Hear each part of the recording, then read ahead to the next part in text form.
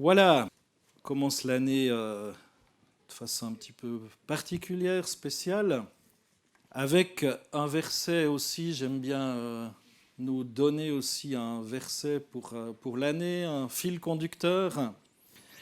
Je pense que c'est aussi quelque chose qui me tient à cœur depuis les débuts que je suis ici. Cette année, pour l'année, ces deux versets d'un Corinthiens 16, 13 à 14, ils seront assez faciles à mémoriser. Vous l'avez sur le memento. Soyez vigilants, demeurez fermes dans la foi, faites preuve de courage, soyez forts, que l'amour inspire toutes vos actions. Alors ce verset, je l'ai reçu il y a déjà en tout cas 3-4 mois, je pense 3 mois environ. Donc ce n'est pas lié ni aux circonstances qu'on a vécues ces derniers jours, mais je crois vraiment que c'est rare d'habitude. Voilà. J'ai plus d'hésitation à trouver un verset, mais celui-ci où ces deux versets se sont imposés à moi, et je l'ai partagé aussi aux anciens, qui étaient OK avec ça. Le premier culte de l'année, c'est toujours un moment particulier. On tourne une page, on en ouvre une autre. Finalement, ça ne fait pas beaucoup de choses. Juste une page de calendrier qui change. On est un peu plus gros le lendemain parce qu'on a un peu plus mangé, enfin en principe. En tout cas moi. Voilà, beaucoup font des projets, prennent des résolutions, espèrent un changement. On se souhaite une bonne année. Et le drame de Crans-Montana, survenu récemment, nous a tous bouleversés. Des vies ont été fauchées, des familles plongées dans le deuil, une région entière secouée, voire au-delà, l'Europe. Ce drame nous rappelle de manière brutale que la vie est fragile, que rien n'est garanti et que nos lendemains nous appartiennent tout simplement pas. Ça ne nous appartient pas. La question essentielle: quelle sera la force motrice de notre marche en 2026 ? C'est quoi qui va nous animer ? C'est quoi qui va vous mettre en route ? Quel sera le moteur de vos actions finalement ? En 2025, on a été encouragé, ça a été rappelé à lire le Nouveau Testament, parce que je crois que notre foi, elle ne doit pas être mystique, mais elle est basée sur quelque chose de concret, c'est-à-dire la parole de Dieu. Et je me rends compte qu'on a beaucoup de choses, des réseaux sociaux, on a des super sites, on lit des bribes de versets. Il y a énormément de livres, par contre, qui circulent. On lit, il y a une connaissance, on a la tête qui enfle, avec la connaissance. Par contre, la Bible, j'ai l'impression, même si on la possède sur nos smartphones, nos tablettes, nos ordinateurs, en différentes traductions, différentes choses, on la connaît de moins en moins.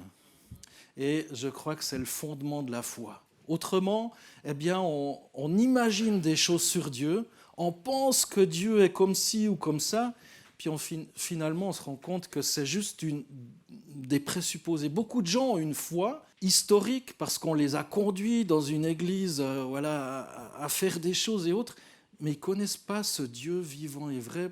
Ils ont plus adopté une religion, la religion de leurs parents ou du groupe de leurs grands-parents, mais ils n'ont pas cette communion, cette relation avec le Dieu vivant et vrai. Et pour avoir une relation, la Bible dit que la foi vient de ce qu'on entend, et ce qu'on entend vient de la parole de Christ, de la parole de Dieu. Et sans cette parole de Dieu, finalement, on ne connaît pas grand-chose. On connaît pas grand-chose. Alors, 2025, c'était cette lecture de la parole. Je m'étais lancé dans un projet complètement fou, faire un mini commentaire avec toujours « Et pour nous aujourd'hui ». Des fois, je me dis « Mais t'es complètement zinzin, mon gars ». Donc je suis arrivé à la fin d'Apocalypse, et c'est vrai que les derniers chapitres de l'Apocalypse, avec ses décès, avec ces choses, ça a été quand même compliqué. Mais on est arrivé au bout, et je suis très reconnaissant aussi pour ce que j'ai vécu en étudiant cette parole aussi, pour transmettre voilà quelques éléments qui nous aident aussi dans notre compréhension, qui vous donnent des pistes pour aller un peu plus loin. Et on va commencer en 2026, eh bien, l'Ancien Testament. Ah, je vois déjà, c'est dur, hein, l'Ancien Testament, 2026, mais rassurez-vous, on ne va pas le lire en une année, mais en 3 ans, parce que il y a déjà un peu plus de chapitres, un peu plus de versets, et on va répartir ça. Voilà, il y a un plan. Donc ça, c'est pour toute l'année 2026. Il y aura 2027, 2028. Donc du lundi au samedi cette fois. Il y a un bonus, il y a le samedi. Le samedi, c'est pour le Nouveau Testament. Un passage du Nouveau Testament. Donc on va commencer dès demain avec la Genèse. Et ça sera réparti entre 20 versets et 40 versets environ. Voilà, pour pas que ça soit trop long non plus et qu'on arrive au bout des 3 ans, eh bien, au bout de l'Ancien Testament. Ça sera varié aussi, donc on ne va pas lire Exode, Lévitique, Nombre, Deutéronome tout à la suite, mais il y aura des psaumes qui vont entrecoupés. Enfin, vous verrez, vous découvrirez aussi quelques psaumes, des proverbes aussi, donc qui vont aérer un peu les psaumes. Donc tout ça, ça sera sympa. Par contre, je ne m'engage pas à vous fournir un commentaire tous les jours, mais vous trouverez sur inscription WhatsApp la possibilité d'avoir la partie « Et pour nous aujourd'hui », donc plus que le commentaire, parce que je ne vais pas arriver sur 3 ans. Là, j'ai tenu toute l'année, mais voilà, je pense qu'il faut être raisonnable. Donc il y aura le « Et pour nous aujourd'hui » tous les jours, ça je m'y engage avec l'aide et la grâce de Dieu, voilà, mais pas le mini-commentaire. Donc il y aura toujours un Google Docs et puis la possibilité de recevoir par WhatsApp sur inscription le petit résumé. On a une piste de lecture « Et pour nous aujourd'hui » et puis après c'est pas ce « Et pour nous aujourd'hui » c'est pas la parole de Dieu, c'est des pistes de réflexion qui vous aident à dire « Ben oui, tiens, j'avais peut-être pas vu ça sous cet angle ». Mais la parole de Dieu, c'est uniquement la Bible. Moi, ce que je vous transmets, c'est humblement un mini-commentaire ou quelque chose, voilà, une piste de réflexion, mais après, c'est juste pour vous lancer. Parce que des fois, c'est un peu difficile quand on se trouvera dans les Nombres ou dans le Deutéronome. Merci pour vos prières, quoi, voilà, pour que je ne dise pas trop de bêtises.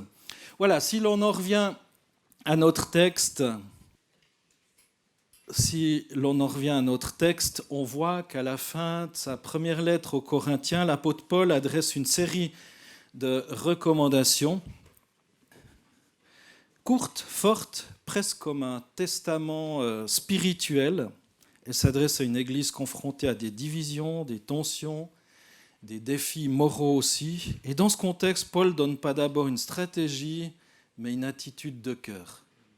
Dans ces 2 petits versets, il y a comme une attitude de cœur à avoir. Au centre de tout, il place une phrase simple mais décisive. Une phrase simple mais décisive que l'amour inspire toutes vos actions. Verset 14.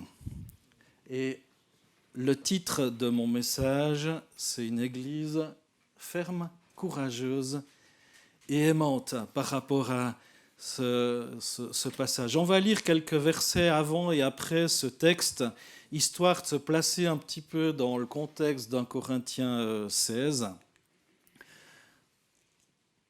Et c'est l'apôtre Paul donc qui a écrit ce texte. « Je compte venir chez vous après avoir traversé la Macédoine, car je vais passer par cette province. Peut-être séjournerai-je quelque temps chez vous, ou même y passerai-je l'hiver. Ce sera pour vous l'occasion de m'aider à continuer mon voyage vers ma destination. En effet, je ne peux pas me contenter de vous voir en passant. Je compte demeurer quelque temps avec vous, si le Seigneur le permet. Pour le moment, je vais rester à Éphèse jusqu'à la Pentecôte, car j'y ai trouvé de grandes possibilités d'action, en même temps que beaucoup d'adversaires. Sympa, hein ? Si Timothée arrive, veillez à ce qu'il se sente à l'aise parmi vous, car il travaille à l'œuvre du Seigneur tout comme moi. Que personne ne le méprise donc. À son départ, fournissez-lui les moyens de revenir dans la paix auprès de moi, car je l'attends, lui et les frères qui l'accompagnent. Quant à notre frère Apollos, je l'ai encouragé à plusieurs reprises à se joindre aux frères qui retournent chez vous, mais il n'a pas du tout l'intention d'entreprendre ce voyage maintenant. Il ira certainement dès qu'il en trouvera l'occasion.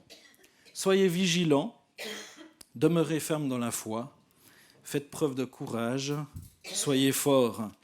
Que l'amour inspire toutes vos actions. Encore une recommandation, frères et sœurs. Vous connaissez Stéphanas et sa famille. Vous vous souvenez qu'ils ont été les premiers à se convertir au Seigneur dans toute l'Achaïe. Vous savez qu'ils se sont spontanément mis au service des membres du peuple saint. Soumettez-vous, vous aussi, à de telles personnes et à celles et ceux qui partagent leur travail et leurs efforts. Alors à Corinthe, Paul y a prêché pendant environ 18 mois. Ça, on le sait historiquement, vers les années 50 à 51 après Jésus-Christ, il a fondé une église dynamique, mais divisée.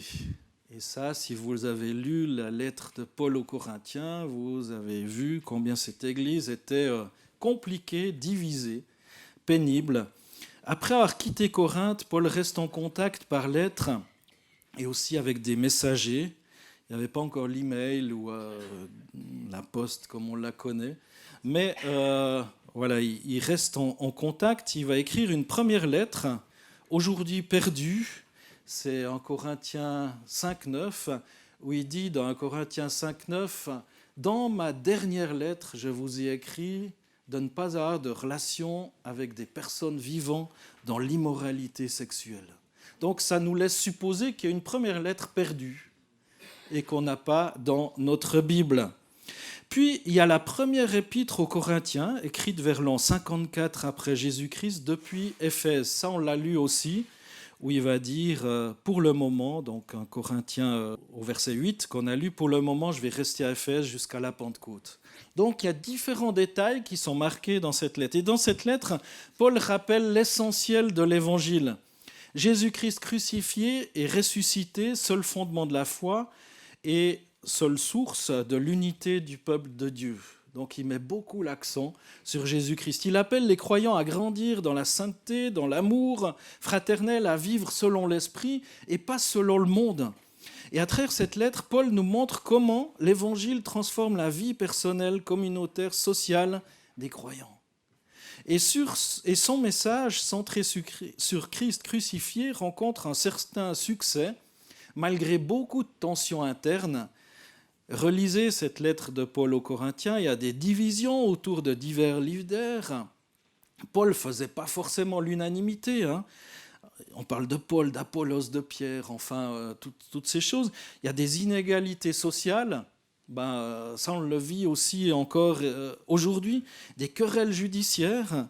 Il y a des désaccords sur les relations sexuelles. Voilà, il y a de la nourriture aussi sacrificielle. On sortait de la période des sacrifices entre les deux testaments aussi.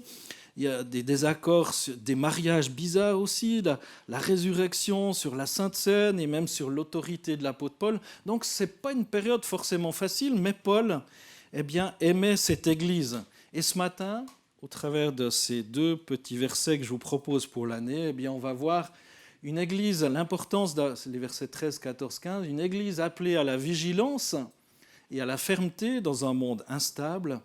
On va voir l'amour, c'est la motivation absolue de toutes nos actions et un amour qui se traduit concrètement par le service. Déjà une Église appelée à la vigilance et à la fermeté dans un monde instable. Ce verset 13, c'est l'intégralité du verset. Ça fait 4 injonctions, si on veut bien. Soyez vigilants. Je les ai placées de cette manière-là pour bien mettre l'emphase. Demeurez fermes dans la foi. Faites preuve de courage. Soyez forts. Et ces paroles montrent le contexte spirituel tendu de l'église de Corinthe. Ce n'était pas évident, être vigilant. Il y avait des influences dangereuses, des compromis, des luttes internes. Paul sait que la vie chrétienne, ce n'est pas une promenade tranquille. Et le drame de Crans-Montana nous rappelle aussi cette réalité. On vit dans un monde fragile, imprévisible, parfois brutal. Être vigilant, ce n'est pas vivre dans la peur, mais c'est reconnaître que chaque jour, c'est un don, c'est un cadeau. Être vigilant. Être vigilant, c'est peut-être aussi se souvenir de ce que la parole de Dieu dit, dans l'Apocalypse notamment, mais Jésus en parlait déjà lorsqu'il est remonté au ciel. Jésus revient. C'est de se dire, mais Jésus revient. Est-ce que je suis prêt ? Demeurer ferme dans la foi, c'est pas nier la douleur, c'est pas dire de toute façon, c'est pas faire fi de la douleur, non, mais c'est s'accrocher à Dieu quand tout vacille.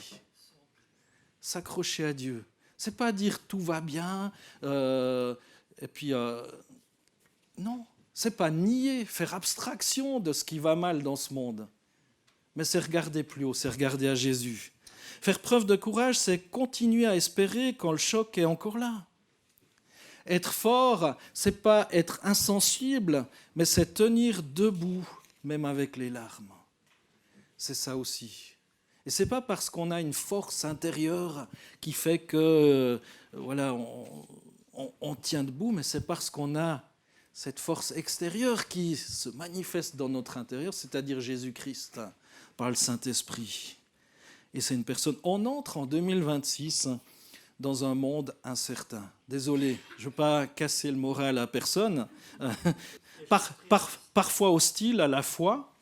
Il y a rempli de contradictions aussi. En février 2022, la Russie va envahir l'Ukraine. On se dit, waouh, bon, la Russie, l'Ukraine, c'est assez loin de chez nous. Ok. Hier, Trump attaque le Venezuela et capture le président. Ok. Alors, personne ne va peut-être le pleurer ou autre, parce que c'était aussi un dictateur sanguinaire et autres. Il n'y a plus de tabou, finalement. Enfin, du coup, prochainement, la Chine risque de se sentir libre de prendre Taïwan. Voilà, vu que les États-Unis font ci, donc les autres... On est dans un monde instable, un monde compliqué, et on pourrait tomber dans la panique, mes amis. Mais la parole de Dieu ne veut pas ça. La parole de Dieu nous dit « Soyez vigilants, demeurez fermes dans la foi, faites preuve de courage, soyez forts ». Mais Paul ne parle pas ici d'une force arrogante ou agressive. Il parle d'une fermeté enracinée dans la foi, d'un courage qui vient de Dieu. La vigilance sans amour devient de la dureté. Et la fermeté sans amour devient de la rigidité. Ce verset, c'est pourquoi le verset 14 vient immédiatement poser le cadre de ce qui précède aussi, qui nous parle bien évidemment de l'amour. On y reviendra, que l'amour inspire toutes vos actions. C'est la même structure que les chapitres 12, 13 et 14 d'un Corinthiens. Incroyable. Même structure. Dans Corinthiens 12, Paul présente la diversité des dons spirituels, leur complémentarité dans le corps de Christ. Super, on aime bien les dons spirituels. On croit que c'est encore actuel. C'est pas juste pour une période, c'est pas passé. La Bible reste actuelle et on peut pas dire ça c'était pour le passé, ça c'est pour le présent, ça c'est pour le... Non, la Bible, voilà, Dieu elle-même, hier, aujourd'hui et pour l'éternité. Mais juste après toute cette manifestation des dons, les Corinthiens le faisaient, mais ils se chicanaient quand même pas mal. Il y a le chapitre 13 d'un Corinthien, et il place l'amour comme fondement. L'amour. Il dit, tu peux avoir tous les dons, mais si tu n'as pas l'amour, tu es comme une cymbale qui résonne. Tu n'as rien du tout, finalement. C'est le sens de valeur des dons. Enfin, au chapitre 14, il montre aussi comment exercer ses dons, surtout la prophétie, les langues, de manière ordonnée et édifiante, toujours guidée par l'amour. On trouve ça dans 1 Corinthiens 14. Écoutez le verset 2 du chapitre 13. Si j'avais des prophéties, si je connaissais tous les secrets et si je possédais toute la connaissance, si j'avais même toute la plénitude de la foi, jusqu'à transporter les montagnes, sans l'amour, je ne serais rien. Sans l'amour, je ne serais rien. Sans l'amour, je suis rien. Incroyable, hein ? Donc ça ça me fait penser voilà, à ces versets 13 et 14. Donc une église appelée à la vigilance, à la fermeté dans un monde instable, et l'amour comme motivation absolue de toutes nos actions.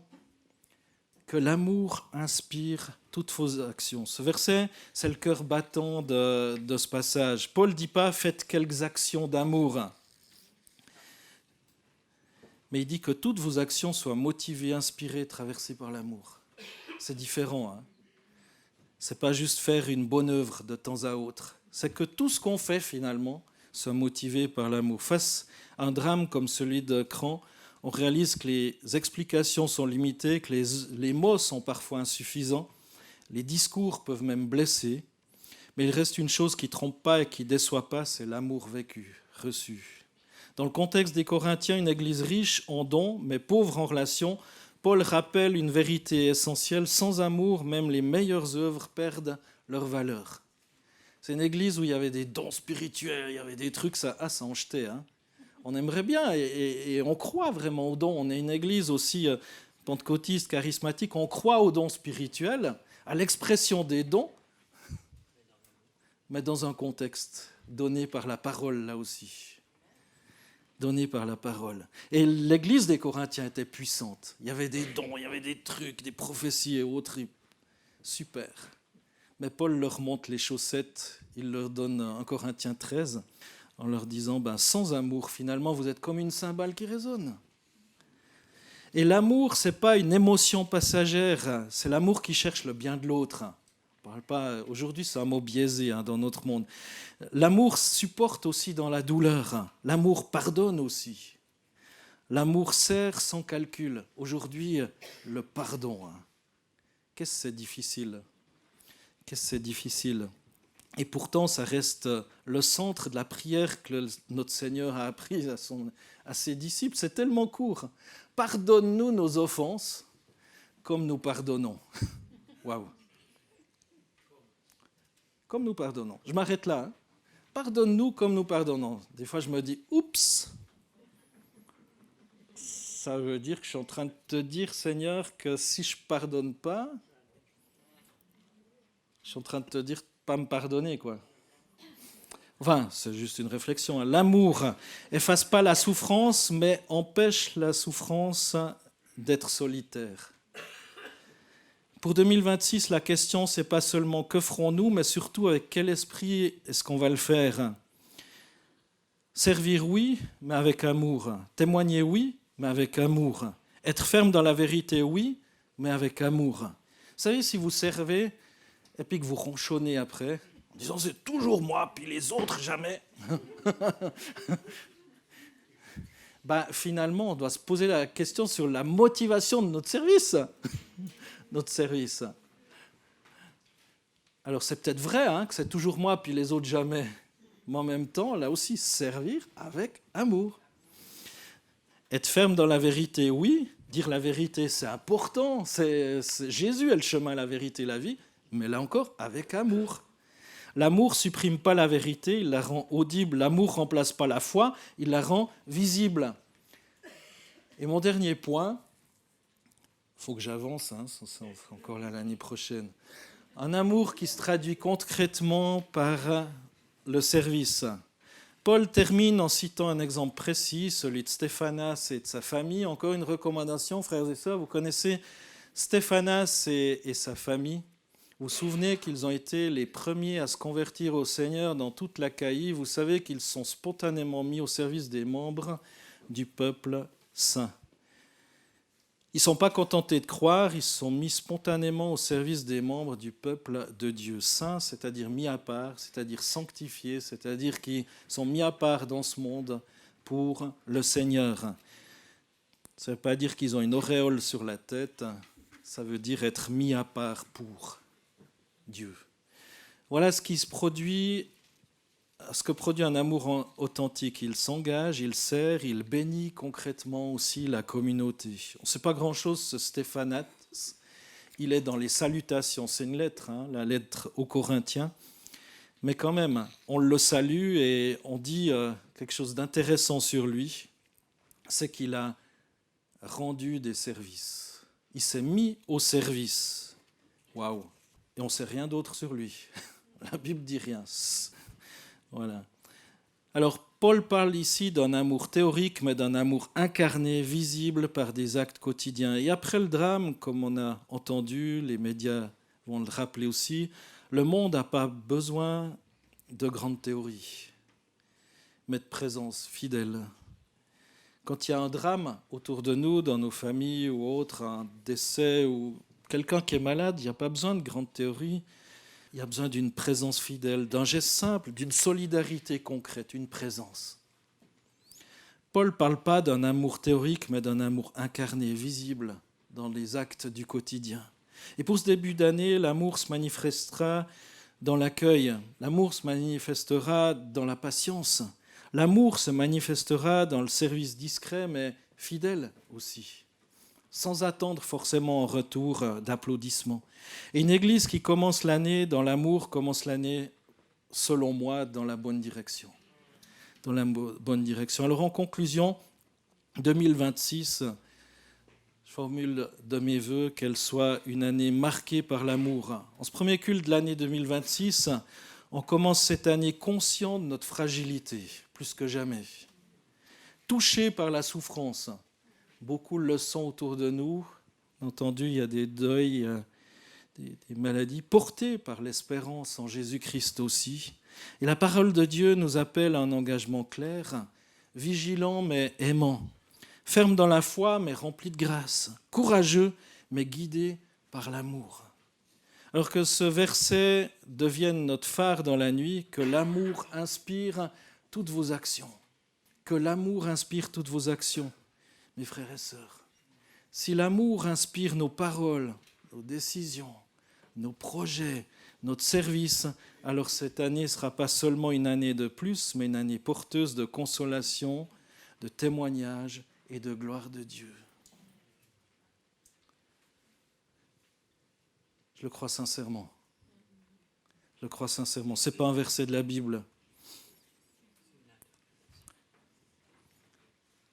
Mais je crois sincèrement. Alors pour cette année 2026, soyez vigilants, demeurez fermes dans la foi. Et pour demeurer ferme dans la foi, il faut avoir des fondations. Et je crois plus que jamais que nos fondations, c'est la parole de Dieu. Il y a tellement de bruit qui court, tellement de choses qu'on entend, tellement de choses qui peuvent être angoissantes aussi. Sans cette fondation de la parole de Dieu, eh bien nos vies vacillent. C'est ce roc. La parole s'est faite chair. La parole était Dieu. La parole est Dieu. Relisez l'évangile de Jean, chapitre 1. La parole, c'est Jésus. On a besoin de cette parole pour demeurer ferme dans la foi, pour faire preuve de courage, pour être fort. On n'a pas besoin de méditation ou d'incantation, de choses de ce genre. On a besoin de la parole de Dieu et du Saint-Esprit qui agit en nous. Amen. Amen. Alors que le Seigneur console ceux qui pleurent, relève ceux qui sont brisés, et que le Seigneur fasse de nous aussi des instruments de son amour dans cette année 2026, même si en retour on ne nous aime pas. Quand on nous félicite, qu'on nous remercie, c'est agréable. C'est toujours très agréable. Mais ça va au-delà. Eh bien, Seigneur, merci. Merci pour ta parole. Merci, Seigneur, de nous aider à être vigilants. Merci, Seigneur, parce que c'est toi qui nous aides aussi par ton esprit, par ta parole, à demeurer ferme dans la foi. Seigneur, c'est toi aussi encore et toujours qui nous aide à faire preuve de courage. C'est toi, Seigneur, qui nous aide aussi à être forts en toutes circonstances. Mais Seigneur, sans toi, eh bien, on ne peut pas avoir ce véritable amour. Seigneur, tu nous dis dans ta parole que l'amour inspire toutes vos actions. Ben, Seigneur, sans toi, eh bien, notre amour est fade.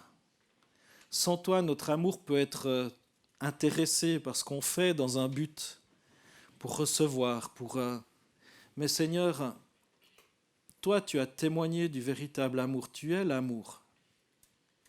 Eh bien, Seigneur, aide-nous à être attachés à toi, Seigneur, afin qu'on puisse te refléter, aussi dans nos actes d'amour, Seigneur. auprès des gens qu'on va rencontrer, peut-être des gens en souffrance qu'on va rencontrer. Seigneur, merci de nous aider. Seigneur, dans cette nouvelle année, à te refléter et à te faire honneur, Seigneur. Au nom de Jésus, j'ai prié. Amen.